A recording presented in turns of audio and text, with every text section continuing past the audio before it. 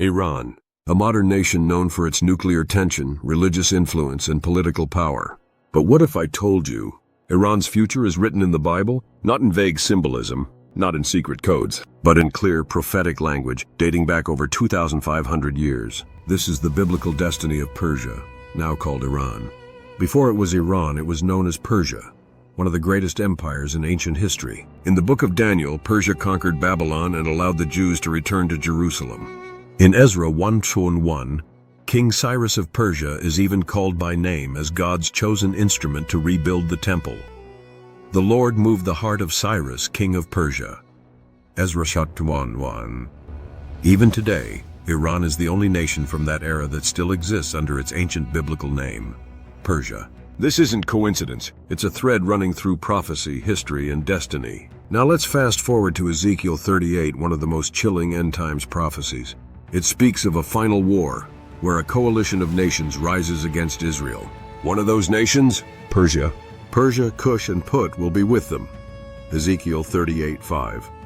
Persia, along with Russia, Gog and Magog, and other nations, will attack Israel in the last days. Sound familiar? Today, Iran publicly declares its desire to wipe Israel off the map.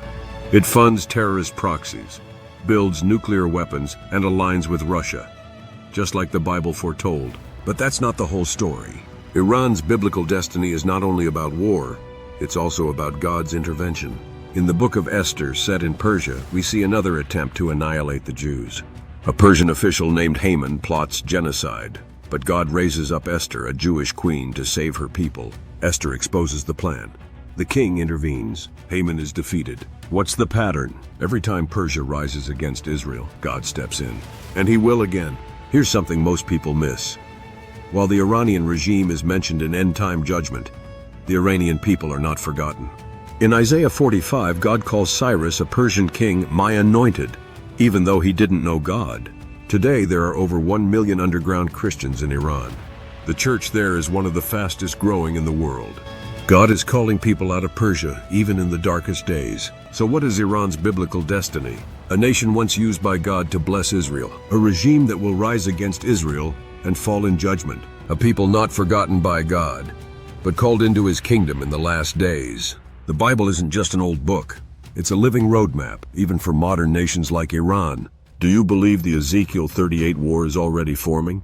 And pray for Iran, not just for judgment, but for revival. Subscribe for more videos revealing the hidden biblical destiny of nations.